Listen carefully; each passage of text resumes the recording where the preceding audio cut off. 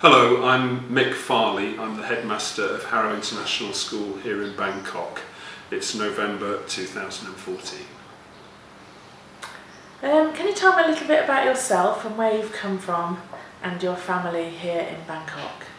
I'm from North Derbyshire, the Peak District. I live here in Bangkok with my wife Kathy, who's a teacher in Year 2. I have two daughters, one now graduated and living in London, the other a Year 11 student here at Harrow Bangkok. When you first arrived, what were your first impressions of the school? The space, the greenery, the smiley and welcoming students who seemed very engaged and very motivated by their school life. It's a garden campus, that's what I mean by greenery and space. It's an extraordinary 35-acre site. How many students and staff work at the school?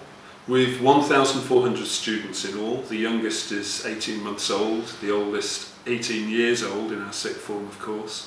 We've 170 teaching staff, about 50 educational support staff, teaching assistants, language support assistants, with a speech therapist, an occupational therapist, with boarding staff as well for our boarding houses.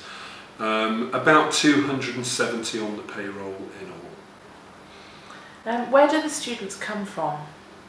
Very international, over 40 different nationalities are educated here in our school. 70% Thai, 30% really the rest of the world. The largest proportion of the rest are Brits, many of them the children of teachers, with a fair smattering of Kiwis, Aussies, Chinese, Koreans, Japanese, and really just the rest of the world from South America to Russia.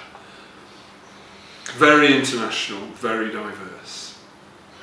So in terms of facilities, really the campus is split into different zones. We have the academic zone, the area where the children, of course, in their day studies go about their general business. So we have the early years centre, the pre-prep and prep building, and then the senior school building. We're in the senior school building at the moment. Senior school building provides facilities for 4 of the senior school's 7 faculties.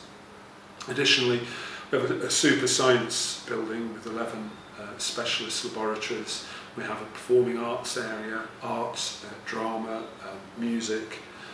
We also have dining facilities, all within this academic zone. Adjoining it then is the residential area, that's staff accommodation for those staff who choose to live on campus, with 42 townhouses, 2, 3 or 4 bedroom. We then have the sports zone, the sports area, enormous extensive sports pitches, the equivalent of 5 football pitch size. We can literally run a football tournament with 5 11-a-side football games going at the same time. Though as a rugby man I emphasise they're not just used for football but for a variety of sports and athletics.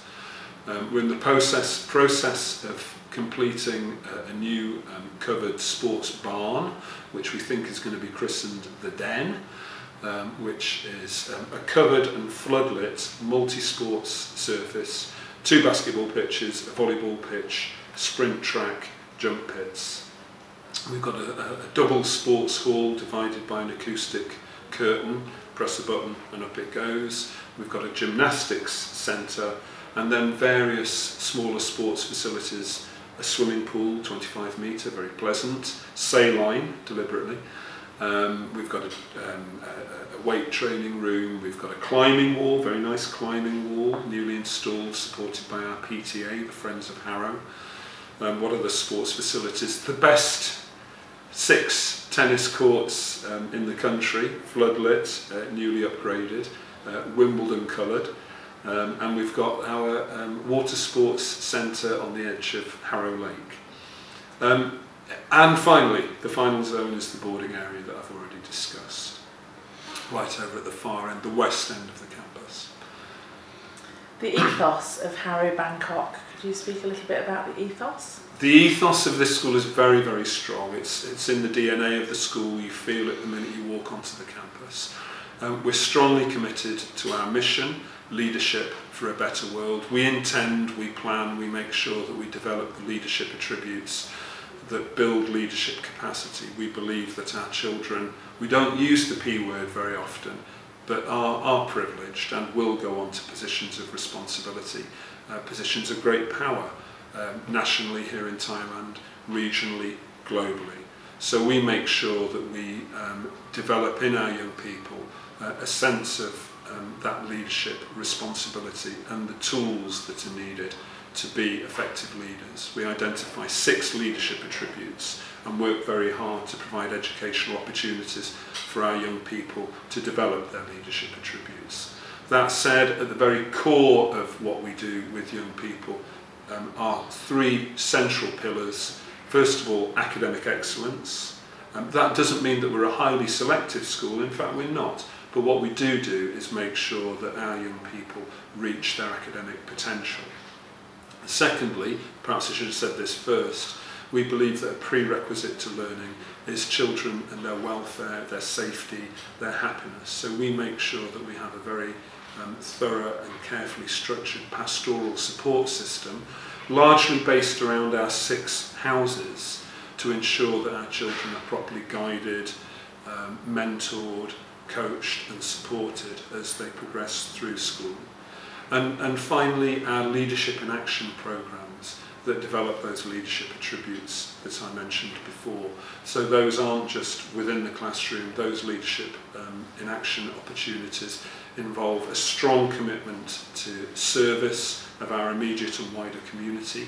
Just last Sunday we had a large number of children visiting the campus from one of Bangkok's poorest areas, Klong Toi, interspersed with our pre-prep children. They played a football tournament, they jumped in the swimming pool, they shared food together and had a marvellous day, sharing our facilities but also ensuring that our student leaders actually took a lead in organising that day, ensuring that those young people visiting our campus who were less fortunate than our children had a truly memorable day and took home with them not just good memories but also a football kit and a trophy.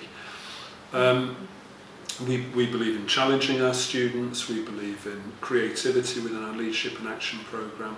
The Leadership in Action programme is more than a standard enrichment programme that you might expect in any high quality independent school.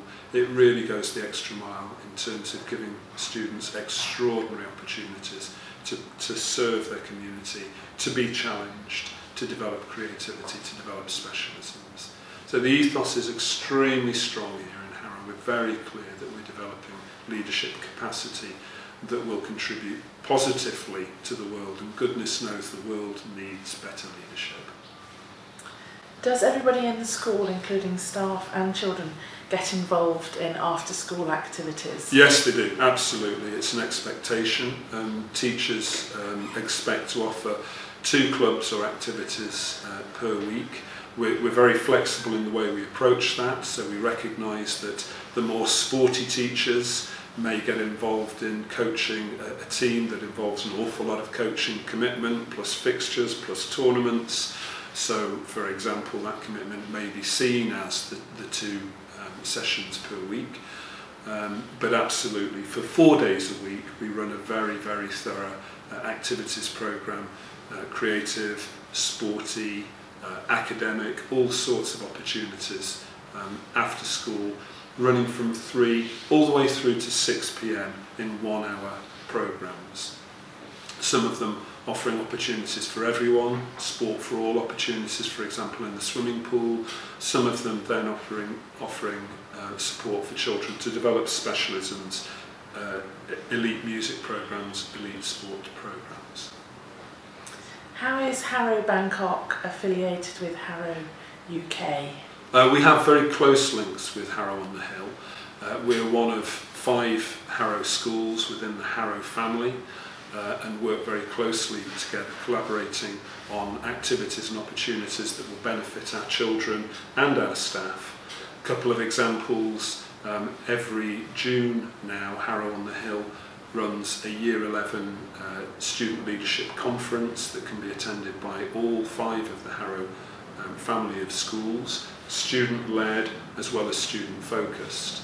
Another example, I'm in the process of setting up a job-alike exchange with our head of social sciences and Harrow on the Hill's head of economics. Our head of social sciences is a super chap who on speech day won the travel award and has chosen to use his travel award to visit the Hill on a professional development agenda. So lots of exchange. The head of Harrow on the Hill pays an annual visit. I pay him an annual visit as well. In fact, I'm travelling there in mid-January, not only on teacher recruitment, but also to talk to the Board of Governors and senior management of Harrow on the Hill, giving them the annual State of the Nation address involving Harrow Bangkok and our progress here. Please can you tell us about the salaries and benefits of working at Harrow? Yes, of course. Our salaries obviously are dependent on the experience and the level of responsibility of the teacher being appointed and coming to join us, and that will be made clear at the point of a job offer. Although at interview we do provide our salary scales and calculations that allows any prospective Harrow teacher to make a ballpark calculation as to what their salary would be. Our salaries have to be competitive. We're in a very competitive market here in Southeast Asia. That said, the tax environment is good. Income tax is significantly lower here than it is in the UK. The cost of living is very, very significantly cheaper. Taxes, the IMAX cinema, £4 a ticket the other day to see the new Interstellar IMAX movie. A meal out, really a very small fraction of what it would cost in the UK. So quality of life very, very good here in Bangkok. And though we work very hard 180 days of the year, that leaves half the year to enjoy ourselves and to relax. So lots of our teachers take advantage of the close proximity of the Don Mueang airport and use NOC or AirAsia to hop down to an island and enjoy a beach holiday, or go to Vietnam or Japan or China or India and have regional holidays. So our teachers have a very good quality of life. Thank you very much. You're welcome.